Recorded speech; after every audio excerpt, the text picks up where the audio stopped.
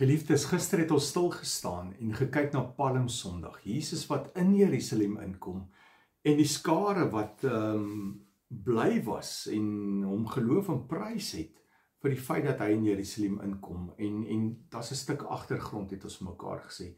Maar vandag is Maandag.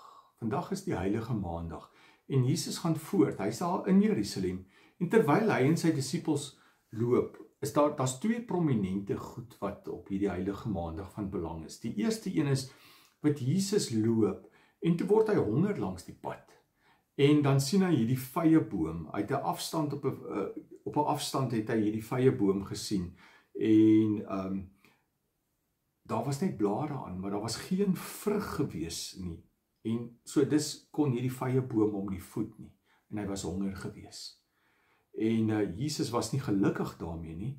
En toe spreek hy hierdie vyeboom aan en hy sê vir hom in vers 14 in Markus 11 vers 14, hy sê toe vir die boom, van jou sal niemand tot in der ewigheid ooit weer vye eet nie.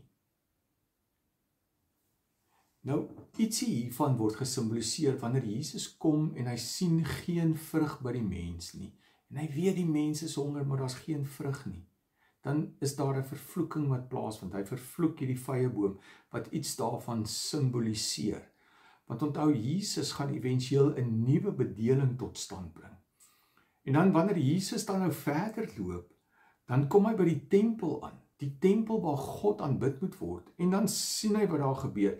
En onmiddellik is hy kwaad, want dit wat veronderstel is om in die tempel te gebeur, gebeur eenvoudig glad nie. Dit word eintlik 'n plek waar daar handel gedryf word. Hulle was besig om te koop en te verkoop.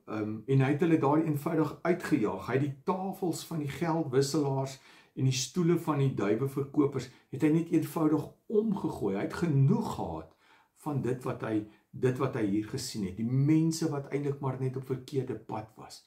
En dis wat Jesus hier in Jerusalem inkom en hy sien hoe mense nie doen wat hulle veronderstel is om te doen nie. Goed, en kyk wat gebeur by vers 17, Markus 11 vers 17.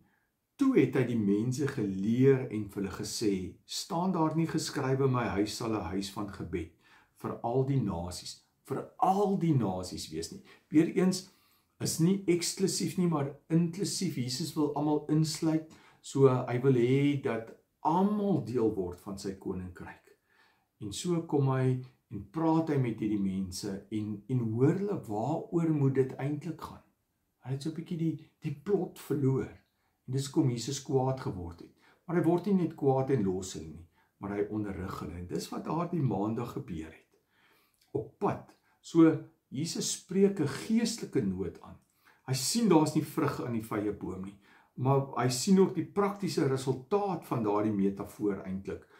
In wanneer die tempel nie is wat dit veronderstel is om te wees nie. So God word nie aanbid nie.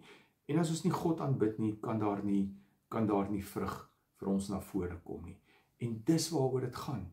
Jesus wil 'n nuwe bedeling kom begin, sodat ons as ware aanbidders, sodat daar vrug sal wees. Want dis wat hy mos sê in Johannes 15. Die wingerdstok aan die lote vas is, éventueel gaan daar vrug kom, né? Vrug kom. En ons moet vrug dra. En ek wil vandag weer vir jou twee gedigte wat Niels geskryf het aan jou voorhou, net ter aanvulling, mooi gedigte. Die eerste ene gaan oor die vyeboom, vrugteloos.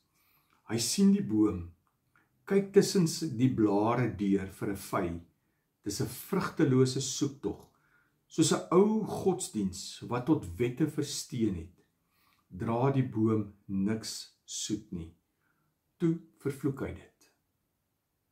En dan die tweede ding wat Jesus kom doen het op daai Maandag, was hier die woedende Jesus wat die tempel kom reinig het. Die woedende Jesus. Hier leer ons die kwaai Jesus ken. Die woedende Jesus. Jesus wat 'n sweep vleg. Jesus wat tafels omgooi. Jesus wat 'n dier met geweld verjaag. Hier waar die huis van God 'n rowersnes geword het, waar die sukkelendes vroom uitgebuit word, die oor wie sy maag telkens op 'n knop getrek het, omdat hy hulle innig jammer gekry het. Hier leer ons die woedende kant ken van die een wat omgegee het, waar niemand anderste het nie, soos niemand anderste het nie. Mag hierdie week, mag hierdie dag jou weer by die vraag uitbring, watter verskil maak ek?